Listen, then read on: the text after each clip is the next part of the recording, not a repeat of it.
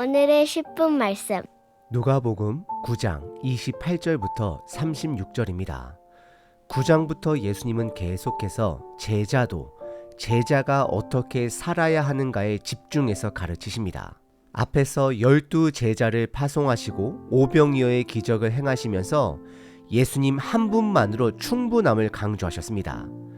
제자들은 전도 여행을 떠날 때 여분의 지팡이도 돈도 옷도 필요 없었습니다. 왜냐하면 그들이 예수님을 의지하기만 하면 모든 것이 충분했기 때문입니다. 또한 오병이어 기적을 통해 예수님은 단지 부족한 음식을 나누어 주는 것이 아니라 부족한 제자들을 통해서도 하나님의 나라를 확장하실 것을 간접적으로 보여주셨습니다. 결국 예수님 한 분이면 충분하다라는 것을 제자들에게 가르치신 것입니다. 그리고 예수님은 처음으로 자신이 십자가에서 죽고 부활할 것을 제자들에게 밝히셨습니다. 하지만 베드로는 여전히 정치적 메시아로 예수님을 기대하고 있었습니다. 그래서 예수님은 베드로의 고백을 꾸짖으시고 고난을 통해 영광을 취하실 메시아가 되심을 선언하십니다. 또한 예수님을 따르는 제자들에게도 이와 같이 말씀하십니다. 누구든지 나를 따라오려거든 자기를 부인하고 날마다 자기 십자가를 지고 나를 따르라 라고 말씀하십니다. 예수님을 따르는 길은 쉽지 않지만 그 길을 가는 자들은 결국 영광스러운 순간에 함께 참여하게 될 것을 약속하셨습니다. 그리고 이어서 예수님은 이런 말씀도 하셨습니다. 여기 서 있는 사람 중에 죽기 전에 하나님의 나라를 볼 자들도 있다라고 말씀하셨습니다. 바로 이어지는 오늘 본문이 그 말씀의 성취입니다. 오늘 본문에서 3명의 제자 베드로, 요한, 야고보가 예수님의 변화된 모습, 영광스러운 모습을 산에서 보게 됩니다. 그런데 왜 하나님은 이들에게 잠시나마 예수님의 변화된 모습을 보여주셨을까요? 크게 2가지 이유입니다. 첫째, 고난 후에 영광스럽게 부활하실 예수님의 모습을 미리 격려 차원으로 보여주신 것입니다. 둘째, 앞으로 다가올 고난의 순간에도 이 영광스러운 모습을 기억하며 믿음을 지키도록 하기 위함입니다. 우리도 신앙생활을 하면서 영광스러운 순간들을 경험한 적이 있지 않으신가요? 예를 들면 극적인 회심을 경험했던 순간, 교회가 영적으로 부흥했던 시기, 공동체가 하나님의 말씀을 통해 기쁨으로 가득 찼던 순간, 신앙의 첫사랑을 뜨겁게 경험했을 때, 그런데 우리는 종종 그 시절을 다시 되돌리고 싶어 합니다. 그때처럼 다시 뜨겁게 믿고 싶다. 그때처럼 기쁨이 충만했으면 좋겠다. 하지만 혹시 그 시절이 하나님께서 우리의 신앙의 믿음 시작의 초기에 특별히 허락하신 임시적인 격려는 아니었을까요? 오늘 본문에서 제자들이 본 영광의 빛을 발하는 예수님의 모습도 바로 그런 격려였습니다. 앞으로 예수님께서 고난을 받으실 것이지만 그 이후에 반드시 영광이 있을 것을 미리 잠깐 보여주신 것입니다. 또한 제자들 자신의 삶에도 고난이 있을 것이지만 결국 영광에 참여할 미래가 있음을 확신하도록 하신 것입니다. 우리도 신앙생활을 하면서 현재는 고난의 순간을 지나고 있을진 모르지만 예수님의 영광을 바라보며 하나님께서 주셨던 격려의 순간들을 기억하며 믿음을 끝까지 지키며 걸어가는 우리 모두가 되기를 기도합니다. 오늘 본문은 크게 3부분으로 나눌 수 있습니다. 첫째, 변화하신 예수님. 둘째, 베드로의 반응. 셋째, 하늘에서 들려온 하나님 아버지의 음성입니다.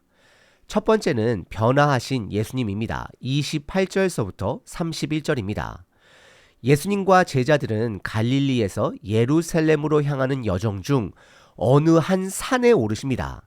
그런데 누가복음 9장 28절은 우리에게 3가지 중요한 정보를 주고 있습니다. 첫째, 8일쯤 되었다라고 기록합니다. 이 8일이라는 숫자는 단순한 시간이 아니라 새로운 시작을 상징합니다. 창조의 7일이 끝난 후 8일째는 새로운 날을 의미합니다. 초막절도 7일 동안 지낸 후 8일째가 되면 축제의 마무리와 완성을 의미하는 대초막절이 됩니다. 즉 하나님의 백성의 완전한 회복을 상징합니다. 둘째, 예수님은 3명의 제자와 함께 가셨습니다. 베드로, 요한, 야고보. 이 3사람은 예수님께 특별한 훈련을 받는 제자들이었습니다.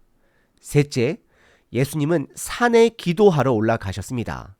29절을 보면 예수님이 기도하실 때 얼굴이 변하고 옷이 광채가 나기 시작합니다. 이 장면을 보면 우리가 떠올릴 수 있는 한 사람이 있습니다. 모세입니다. 모세가 십계명을 받으러 시내산에 올라갔을 때 얼굴에 빛이 났습니다. 하지만 모세의 빛은 하나님의 영광을 반사한 빛이었습니다. 반면 예수님의 빛은 반사된 빛이 아니라 본체에서 나오는 빛이 됩니다. 즉 예수님은 하나님의 영광 자체라는 것을 드러내는 장면입니다. 그리고 30절에 보면 모세와 엘리야가 나타나 예수님과 함께 대화합니다. 이들이 갑자기 왜 등장했을까요? 모세와 엘리야는 구약에서 각각 율법과 선지자의 대표입니다.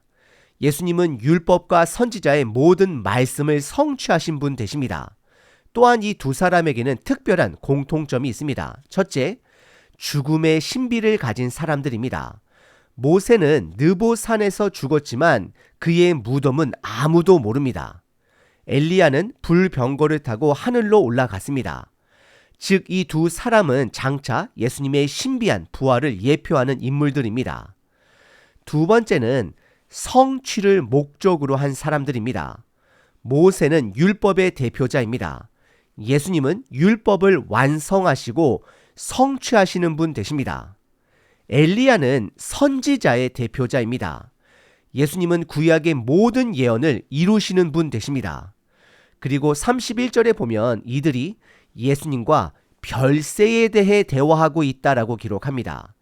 여기서 별세라는 단어의 원어를 보면 떠나다, 출애굽하다라는 뜻을 가지고 있습니다. 모세가 이스라엘 백성을 애굽에서 해방시켰듯이 예수님은 십자가에서 죽으시고 부활하심으로 우리를 죄에서 해방시킬 것입니다. 그런데 그 과정은 고난과 죽음을 반드시 동반해야 합니다. 제자들은 아직 이 사실을 이해하지 못했지만 하나님 아버지께서는 고난과 죽음의 길을 반드시 가야 하는 예수님을 격려하기 위해 모세와 엘리야를 보내셔서 예수님의 별세에 떠나가심에 대해 대화를 나누게 하신 것입니다. 두 번째 본문은 베드로의 반응입니다. 32절부터 34절입니다.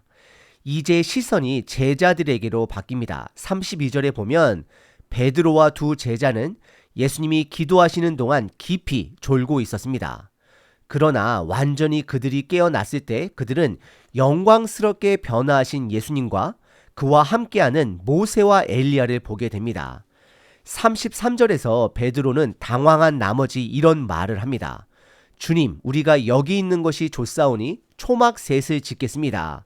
하나는 예수님을 위해, 하나는 모세를 위해, 하나는 엘리야를 위해 지어드리겠습니다 라고 말합니다. 하지만 성경은 베드로가 본인이 하는 말을 자기도 알지 못한다라고 말을 합니다. 그는 무엇을 말하고 있었던 것일까요? 아마도 베드로는 초막절을 떠올리며 이 영광스러운 순간이 계속해서 지속되었으면 좋겠다라고 생각했을 것입니다.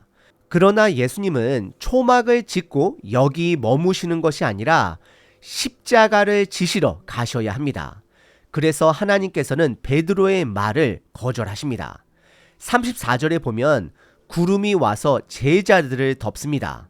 이 구름은 하나님의 임재의 상징이자 베드로의 말을 거절의 상징이 되기도 합니다. 그리고 제자들은 두려워하기 시작합니다. 세 번째 본문은 하늘에서 들려온 하나님 아버지의 음성입니다. 35절과 36절입니다.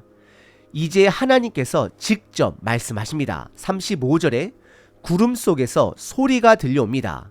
이는 나의 아들 곧 택함을 받은 자니 너희는 그의 말을 들으라. 이 말씀은 예수님이 진정한 메시아 되심을 다시 한번 확증하는 선언입니다. 그리고 무엇보다 너희는 그의 말을 들으라는 말씀은 제자들에게 십자가의 길을 받아들이라는 구체적인 명령이 됩니다. 그리고 36절을 보면 구름이 사라지고 제자들 앞에는 오직 예수님만 남았음을 기록합니다. 모세도 엘리야도 없습니다. 이것은 무엇을 의미할까요? 이제 제자들이 바라봐야 할 대상은 오직 예수님 한 분뿐이라는 것입니다. 율법도 선지자도 결국 예수님 안에서 완성되었습니다. 그들이 순종해야 할 유일한 대상은 오직 예수님뿐입니다. 그런데 제자들은 이 모든 일을 보고도 아무에게도 말하지 못합니다. 왜냐하면 그들은 아직 고난 속에서 영광이 온다라는 이 진리를 온전히 깨닫지 못했기 때문입니다. 그들의 눈앞에서 본 것과 현실의 괴리가 너무 컸던 것이었습니다. 우리 삶에도 하나님께서 주신 영광스러운 순간들이 있을 수 있습니다. 신앙이 뜨겁게 불타올랐을 때 하나님이 강하게 역사하셨던 경험들, 말씀을 통해 큰 감동과 변화를 경험했던 순간들이 있었을 것입니다. 하지만 하나님은 오늘 본문을 통해 그 순간에 머무르지 말고 예수님의 말씀을 들으라고 명령하십니다. 예수님께서 변화된 모습을 보여주신 것은 제자들을 위한 일시적인 격려였습니다. 그들이 앞으로 맞닥뜨릴 고난과 십자가 앞에서 오늘 이 영광을 기억하며 끝까지 믿음을 지키게 하시려는 것이었습니다. 하지만 예수님은 거기에 머무르지 않으셨습니다. 다시 본래의 모습으로 돌아가셨고 고난과 십자가의 길을 준비하셨습니다. 우리도 마찬가지입니다. 신앙의 여정에서 하나님이 주셨던 놀라운 경험에만 머무르려 한다면 우리는 그것을 우상처럼 여기는 실수를 범할 수 있습니다. 하나님은 우리에게 영광을 미리 보여주시기도 하지만 결국 우리가 가야 할 길은 십자가의 길입니다. 그러나 중요한 것은 고난이 끝이 아니라는 사실입니다. 고난이 있지만 그 고난을 통과하면 영광이 기다리고 있습니다. 예수님이 변화된 것처럼 우리도 그 날에 반드시 변화될 것입니다. 그러므로 우리는 오늘도 이 땅에서 주어진 십자가를 짊어지면서 장차 우리에게 주어질 영광을 소망하며 나아가야 합니다. 그 길 끝에서 우리는 영광스러운 예수님과 함께 서 있을 것입니다. 로마서 8장 17절 자녀이면 또한 상속자 곧 하나님의 상속자요 그리스도와 함께한 상속자니 우리가 그와 함께 영광을 받기 위하여 고난도 함께 받아야 할 것이니라. 사랑하는 하나님 아버지, 오늘 말씀을 통해 예수님의 영광을 바라보게 하시니 감사합니다. 제자들에게 변화된 모습을 보여주시며 고난 후에 영광이 있음을 확신하게 하시는 주님을 찬양합니다. 우리도 이 땅에서 주어진 십자가를 지고 살아가면서 언젠가 주님의 영광에 참여할 소망을 붙들게 하소서. 때때로 신앙의 여정이 힘들고 눈앞의 현실이 어려워 흔들릴 때도 있습니다. 하지만 변화산에서 주님이 보여주신 영광을 기억하며 고난이 끝이 아니라 영광으로 나아가는 과정임을 믿고 견디게 하소서. 오늘도 우리 삶 속에서 오직 예수님만 보이게 하시고 고난 속에서도 영광을 바라보며 믿음으로 승리하게 하소서. 예수님의 이름으로 기도드립니다. 아멘. 항상 기뻐하라. 쉬지 말고 기도하라. 범사에 감사하라.